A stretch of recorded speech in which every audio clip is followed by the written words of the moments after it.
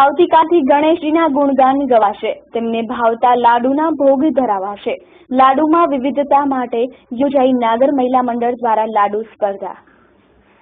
ગણેશ મહોત્સવની ઉજવણીની તડામાર તૈયારીઓ ચોતરફ જોવા મળી રહી છે, ત્યારે ગનુ દાદાને રીઝવવા વિવિધ જાતના પકવાનો પણ તેમને પ્રસાદ સ્વરૂપે ચડાવવામાં આવશે। સૌ જાણે છે તેમ ગણેશજીને લાડુ અતિ પ્રિય છે। લાડુને જોઈ તેઓ ખુશખુશાલ થઈ જતા હોય છે। તેમની મનોરમ્ય મૂર્તિમાં પણ એક હાથમાં લાડુ રાખવામાં આવે છે। મોદકથી માની જતા આ ગજાનનને રીઝવવા વિવિધ પ્રકારના મોદક બજારમાં પણ ઉપલબ્ધ છે, પરંતુ પોતાના હાથે બનાવેલ પ્રસાદીનો વિશેષ મહિમા છે। આ લાડુમાં વિવિધતા મળે તે માટે નાગર મહિલા મંડળ દ્વારા તમામ મંડળો તથા બહેનો માટે ઓપન લાડુ સ્પર્ધા યોજાઈ હતી, જેમાં બહેનોએ વિવિધ જાતના જેવા કે માવા, ઘઉંના, 3 દાળના, ચોખાના મોદક બનાવી સ્પર્ધામાં ભાગ લીધો હતો। આ સ્પર્ધાનો મૂળ હેતુ વિવિધતા જ છે। આ સ્પર્ધામાં મોટી સંખ્યામાં બહેનોએ લાભ લીધો હતો। મારું નામ હેમાવી ભટ્ટ।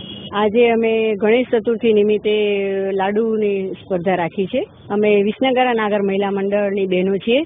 અમે દરેક પ્રસંગને અનુરૂપ બધી સ્પર્ધાઓ યોજીએ છીએ, પણ આજે અમે સમસ્ત જ્ઞાતિની બહેનો માટે લાડુ સ્પર્ધા યોજી છે, કારણ દરેક બહેનોમાં કાંઈ ને કાંઈ હુનર તો હોય જ છે, પણ એ કેવી રીતે બતાવી શકે એના માટે અમે દરેક જ્ઞાતિની બહેનો માટે આજે લાડુ સ્પર્ધા રાખી છે, જેથી બધી બહેનો એમ કે પોતાની હુનર છે કે પોતાનામાં શું આવડત છે પોતે બતાવી શકે બારે।